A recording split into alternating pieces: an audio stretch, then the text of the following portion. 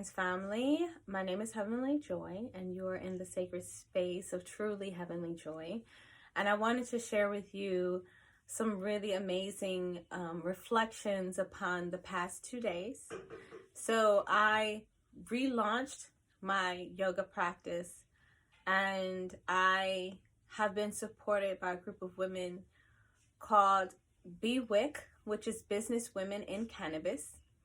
And the video that I have prior to this, you get to see me sitting with them and just sharing like true like love and respect for one another and the work that we do collaboratively and individually in this world. I really see that we are making a difference, and I'm really grateful to be around women who want to support other people, men and women and children. You know, if you have a great idea, you have an idea, it's something that you're very passionate about, these are the type of women who can really help you to get clear on how to pull it together so that you can live your best life. And I'm really grateful to be supported. But I wanted to talk about the struggle that happens sometimes when we step into our truth, when we step into the place in which like we're really happy with doing a particular thing. And for me, I love teaching yoga. I love teaching meditation. I love teaching breath work. I love it. There is something like a fire in me that like wakes up, like it's ignited when I am in the seat of the teacher. And it's been a year where I had a bit of a struggle. I had surgery, and that kind of took me down for a bit, and I felt inadequate as a teacher for quite some time.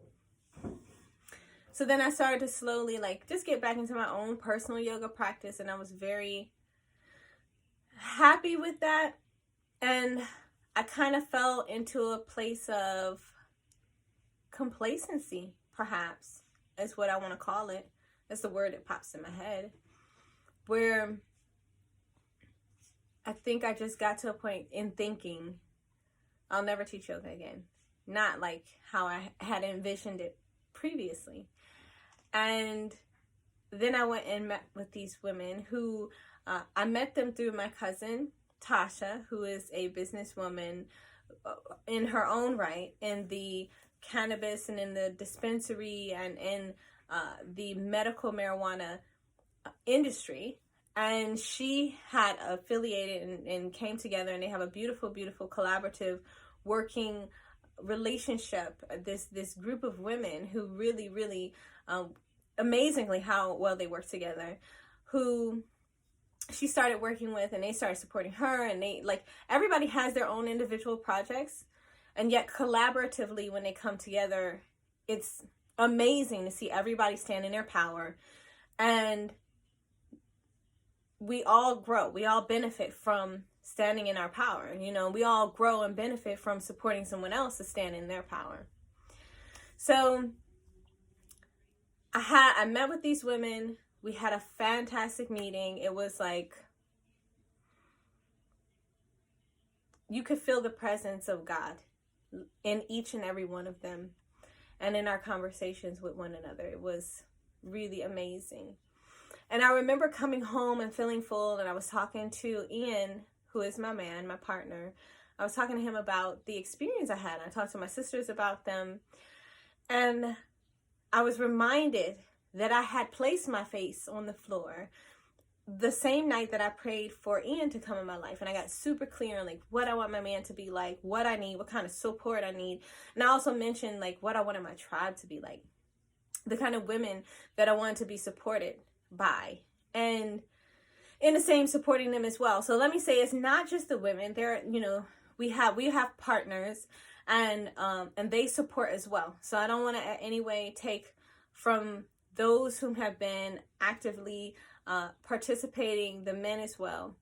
I just want to highlight the women, because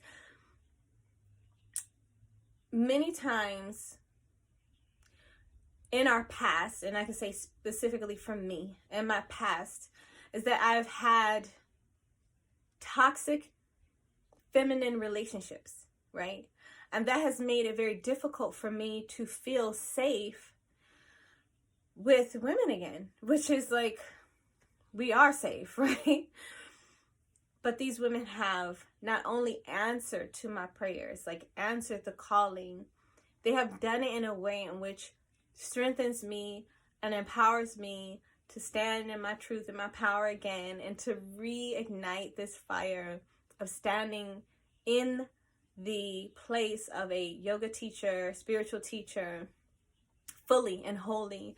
And I'm so grateful for that. And I don't know if I'll ever actually have the full words to describe the level of thankfulness that I have to have been blessed to be in the presence of each and every one of them. And so let me just speak directly to them. To Tamika, I see you and I honor you. To Kenya, I see you and I honor you. To Christian Joy, I see you and I honor you. To Tasha, I see you and I honor you. And I am so grateful that I have you all as my tribe, my foundation. And I believe that even in having this experience with you all is opening my heart to be able to flourish other beautiful relationships with other women who are just like us, or maybe completely different than us. And yet they live from their heart and they live from that true space. So thank you for coming into my life and blessing me. And I trust that we all will continue to be blessings to one another as we move forward. So I just wanted to say that really quick. And I get a little teary-eyed because it's my truth. And in addition to that, I wanted to kind of talk about, so last night, so today I had the yoga class. Last night, I had a aha moment. But it was not till after a day of, I want to call it the day of I was dying and I was being reborn. So there was a day of death and there was a day of rebirth. So yesterday I got up, I knew I had to teach this class today, and I couldn't, and I sat on the couch, I brushed my teeth, washed my face, took my shower, everything that you do to get ready. I couldn't even make my coffee. I just sat on the couch and I couldn't move and I could barely breathe, and I felt paralyzed from fear. It was literally crippling me. And for those of you who watch my YouTube channel and just watch my growth, is that yes, I am a teacher, and I still show up and tell you that we still struggle too. There are days in which I know I got it and I'm feeling tall and powerful, and there are days in which I don't feel that big. You know what I mean? But if I don't share with you that I'm going through it too, I feel like then I'm not being authentic. And I want to be an authentic teacher as much as I possibly can, because if you see me and you go, wow, look at her. Look at how she tells her story. Look how strong she is. Look how successful she is. Look, she's living her best life. Then I must also tell you that within the idea, or within the actualization of living my best life, there are still all the other struggles in which we experience as human beings. Fear will always be there. That's a part of life. And I think that no one really told us that. They just say, don't be afraid. I tell you, feel it and still move through it. Feel it and still sit with yourself and do the work, because when fear comes up, there's some work to be done. And so I went through my day. I was struggling. I had to go to the grocery store with my mother. I felt like I was like, oh my God, my body felt heavy. Like every step felt like it was this painful experience on the inside. The outside looks one way, but the inside was like heavy, heavy, heavy struggle.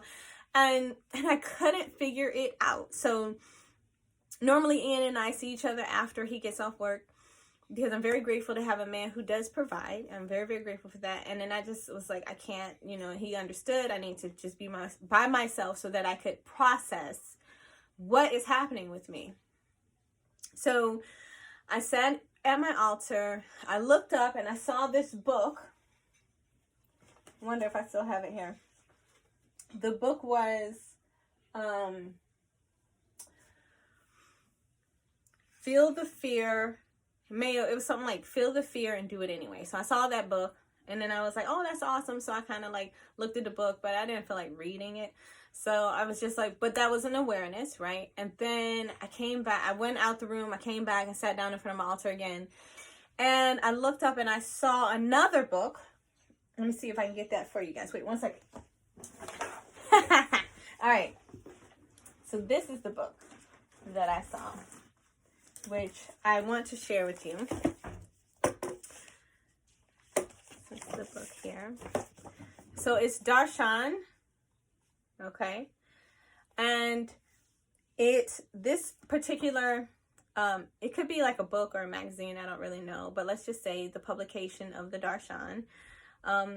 It talks about the Bhagavad Gita. So for those of you who don't know, the Bhagavad Gita is another holy book. And so I don't want to, if the name itself is something that you're drawn to, please by all means do your own research and find your own truth within the book. There is,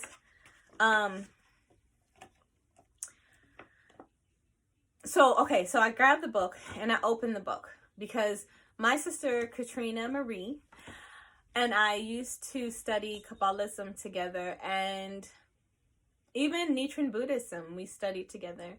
And so we would get up in the morning and we would go in front of the altar, and she would have these spiritual books in front.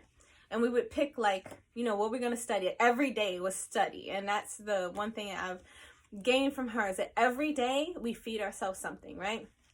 And so we would get a book, any book. It could be a thick book, thin book. And we would just flip the pages.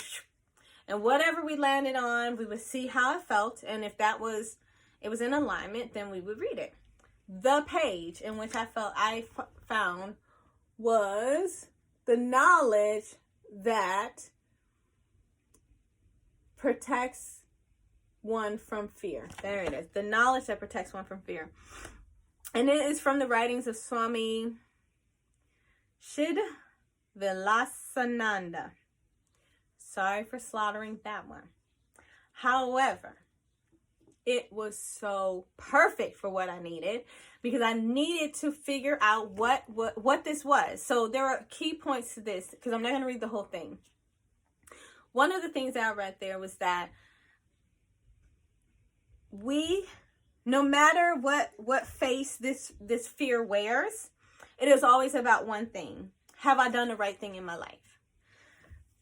So they have a couple examples, and it says, have I done the right thing? Did I marry the right person? We become a monk and we say, and we get scared. Have I done the right thing for following this vocation? We remain single and we're afraid. Am I doing the right thing, or am I going against God's will? So it's just constantly these questions. And I thought about it and I was like, yeah, that is it. I've livicated my life. So it's like dedication, right? But livicated my life to spiritual truths, spiritual teachings, spiritual practices. That way of living my life has brought me to teach yoga, teach breathing, teach meditation, share reflections on spiritual truths, and also give my own reflections of my life. Because our life is the holy books. Our lives are the holy books. They are the writings. So I share mine in order to not only remember my lessons, but also share them with other people. Because I want to remember my lessons too, so that I don't have to keep repeating the same things, right? So one thing that I got out of that is that as a woman who's chosen something different, this is not the basic career choice, right? I don't remember going to school and you go around the classroom and people say, so what do you want to be when you grow up? And they go, oh yeah, they say, I want to be a doctor, I want to be a lawyer, I want to be a teacher, I want to be a firefighter, I want to be a policeman, right? Maybe someone even says, I want to be a pastor. Maybe. But no one said, hey, I want to be a yoga teacher. Not when I was growing up. Hey, I want to be a spiritual teacher. Hey, I want to travel the world and teach yoga. And I want to help unify the world. I don't remember that being something like humanitarianism being like what you want to do when you grow up. But that has always been what I wanted to do when I grew up. And that has been a difficult road because in the beginning, I didn't even know what that meant. I just remember telling my mom as a little girl that I wanted to heal the world. And her telling me, that's a big dream for a little girl. It's a lot of work for a little girl. And at the time, I didn't know what that meant. However, here we go. Fast forward. I'm going on 36 years old. So if I never told you my age, there you go. And I have friends who are lawyers, friends who are doctors, friends who own big houses, friends who own a modest home, friends who are married, friends who look like they have it together. And I'm still, floating around, living in Puerto Rico, living in St. Croix, farming, taking care of my mother, taking care of elders in the community, just living a very free life, right? And yet, because of all the things that happened, that kind of threw off my course a bit. From having surgery in November of last year, I finished my yoga teacher training in January of 2019, so this year. And then not being able to use it really outside of my home, outside of private practice, I hadn't been able to teach in a group setting like I really had intentionally wanted to do. And so all the fears, all the negative self-talk, all the self-doubt, all the things that you think we could do, we think we could say in order to chop us down, that is what occurred yesterday. Are you even qualified, Heavenly? Well, you've had a long time off. How do you know you can even do it anymore? You probably can't even cue the poses correctly. And even though it wasn't as aggressive as I'm saying it now, that was the feeling that I felt. It wasn't words, but that was the emotion behind it. And me fighting that at the same time. So it was this inner battle. So my light and my dark. My light was yes, you can, girl. Keep going. You got it. And dark was watch her mess this up and then be right about the fact that she should have just went to school for nursing, right? So it was this, and I couldn't figure out what it was. Oh my God, it felt awful. My belly felt like it was just being ripped apart. That was the best way that I could explain it. And I started speaking to one of the sisters of BWIC. Her name is Tamika, and I told her that I was experiencing a death of me. And I knew it. And I knew that's what was happening. And I knew that I would be stronger and wiser and fuller once this was completed, and I kind of left it like that. But to add to that, I was just hoping it was done by the time I had to sit in front of them. So one thing I can say is that by learning the yoga that I have learned is that our experiences, that's my family, we always loud. By learning, please forgive me, guys. By learning through our experiences as yoga teachers, we share those experiences. And sometimes for me personally, before I go to show up to a class, I'll have a breakthrough aha moment, because that is the lesson in which I need to teach in that moment. So the lesson I needed to teach in that moment was to overcome fear. And that fear wasn't something that should stop us. It kind of just gives us something to look at. Peel the layers of it, peel it back and look at it and see what wisdom is there for us to gain. And there was so much work that happened out of this, because I had to reach out to my sister, Katrina Marie in Atlanta.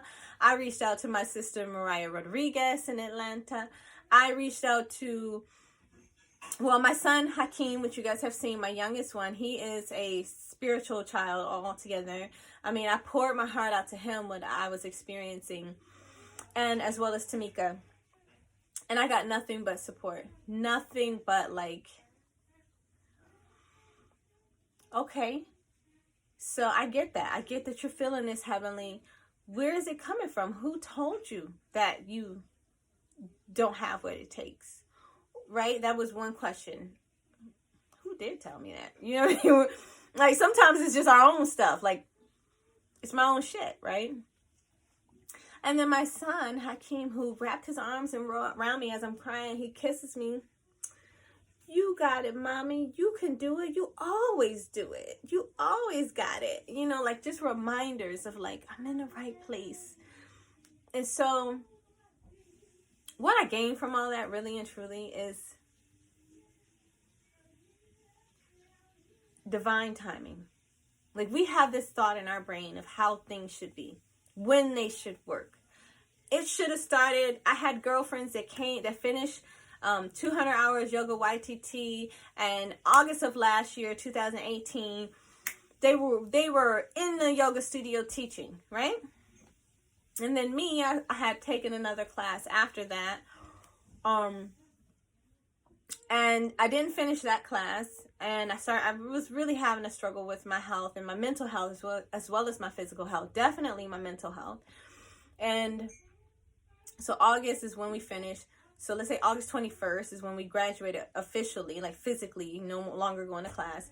And then let's say September, October, November is when I had the surgery. So in between there was just like, I took a class, I didn't quite finish it. And I was really having a hard time with just getting up every day. So I fell into like this depression moment. Then in November, I had the surgery, which took me down for months. Like, I don't think I started working out until March of 2019. And I would try to do yoga here and there, but it was like very light, very yin. So anyone who doesn't know what yin practices are, you're holding a pose that really lengthens the, I want to say like the muscle tissues, the tendons, things like that. And I could be saying it completely wrong right now. I'm tired. But really lengthening. So you may like do a forward fold from a seated position, a seated forward fold, and like 3 to 5 minutes you're holding that position. You're just allowing gravity to pull you down. And so your spine decompresses. It's really a beautiful, beautiful pose. And there are so many other ones in which you just hold it for 3 to 5 minutes, not longer than that. And you're breathing the whole time, remembering to breathe. And I was only able to do some of those because of where the surgery, I had one of my ovaries taken out. So obviously my belly area would be where I was having a lot of discomfort, and even in my legs. So it just took a while. Like, the healing process had to do what it had to do. And although I could have still taught, I felt at the time inadequate to teach because I had not, because of the fact that I have a reason.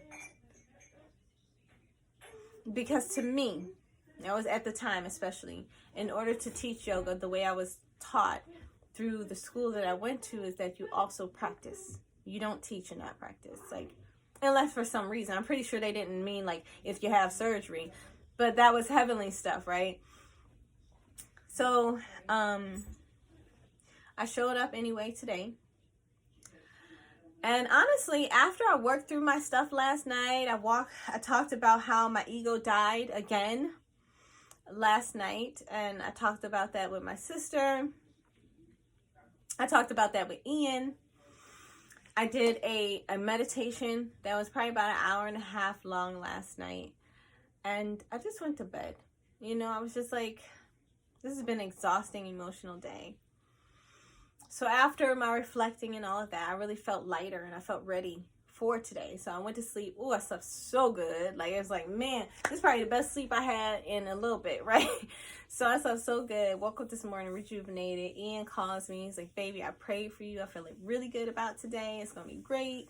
And I felt good about today. There was a moment like driving down the road, because it was a different road. I had never been this far, in Surprise, Arizona. And I think I started to get a little nervous for a minute. And yet everything happened the way it was supposed to. I ended up talking to my sister for like Katrina Marie. She's always there. for like 20 minutes before I met up with the ladies of BWIC, and she really helped me just to work through whatever was left. And I think it's important to say that just as much as I help other people in their mental afflictions, right? I need help too. And I'm grateful that I've surrounded myself with people who take the time out to not judge me, but help me to sift through my thoughts. They're mine. They're not crazy. They're not weird. They're not anything like that. They just help me, guide me through my thoughts so that I can work through them.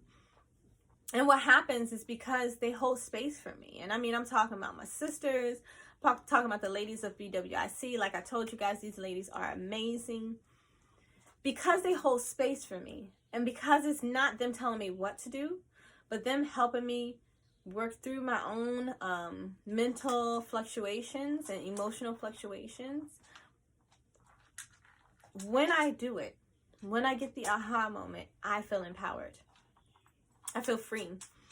And that aspect of feeling empowered helps me to keep going. Helps me to feel like I did this. And I feel so good. And I feel free. And I feel liberated. And so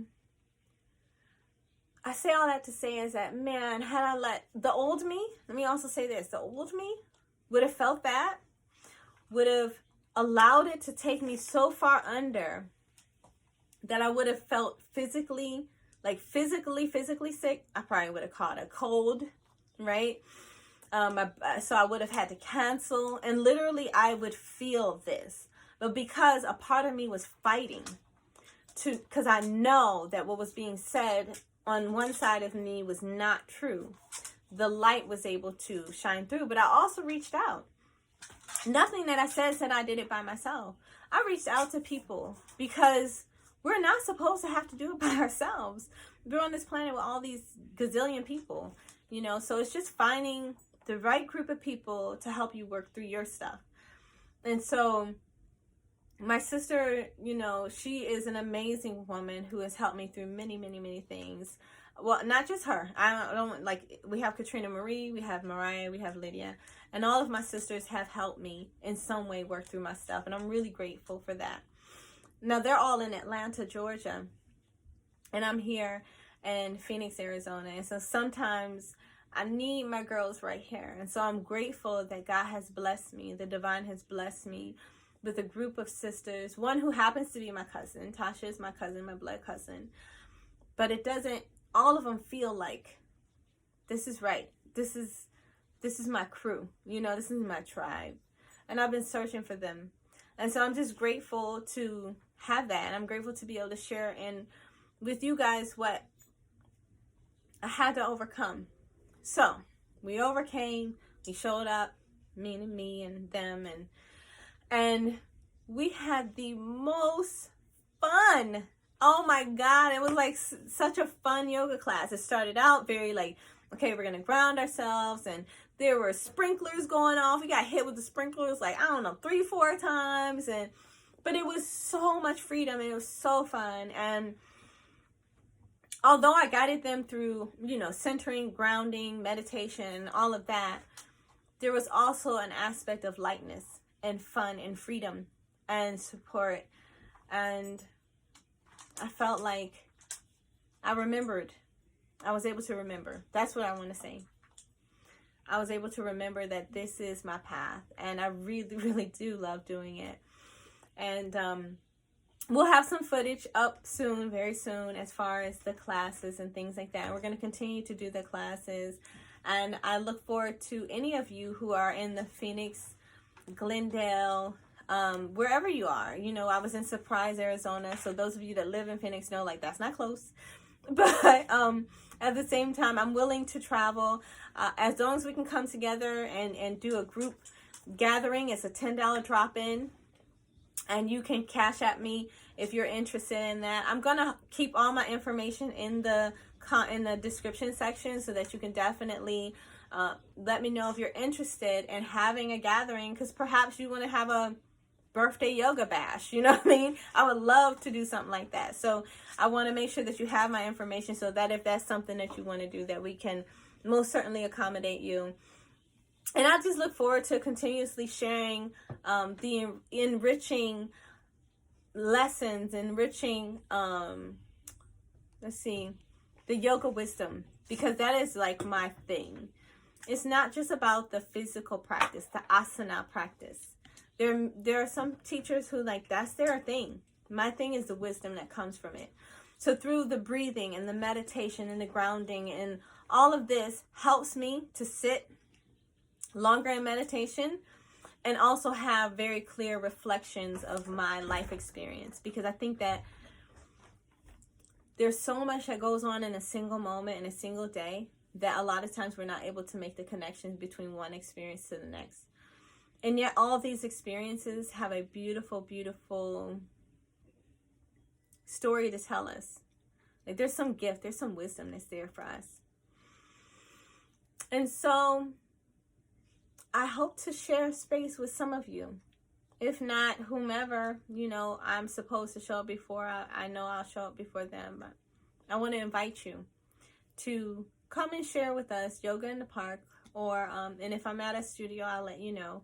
This is where we are right now, and it's been fun, and it's light, and it's silly, and it's just beautiful, because it's an opportunity for us to reconnect with ourselves, reconnect with the planet, and reconnect with each other.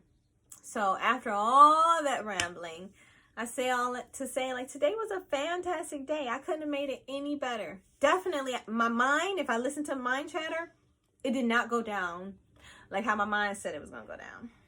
And yet I'm grateful to have enough clarity in my cipher to be able to work through I'm